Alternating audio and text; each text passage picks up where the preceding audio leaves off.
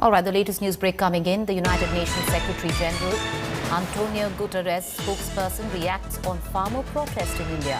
Says people have a right to demonstrate peacefully and authorities should let them do so. These comments come days after the Canadian Prime Minister Justin Trudeau said that he will defend rights of peaceful protesters in India.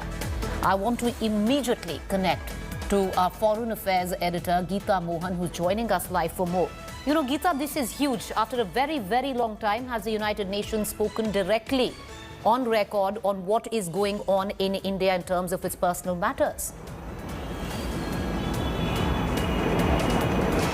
That's right, Preeti, and not just the fact that the United Nations office has come out and in no uncertain words said that the right to peaceful protest should be allowed and authorities in India should allow protesters to protest peacefully.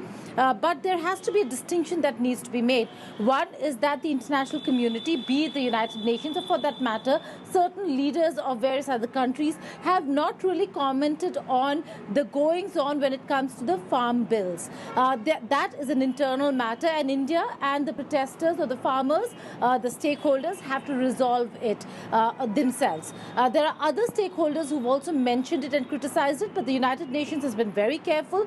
They did not broach the idea or the subject of interfering or commenting on the farm bills because that's between the stakeholders and the Indian administration, but very clearly have said that the right to peacefully protest, if they do not agree with the decisions of the Indian government and the administration, then the government will have to allow them to do that. So that's a very significant statement coming from the United Nations. India continues to maintain that all these comments are coming from a place of being ill-informed and that they should be looking at and reading the bill before even commenting on what is happening in India. Appreciate you joining us, Geeta. Thank you. We're going to continue to come back to you. Meanwhile, let's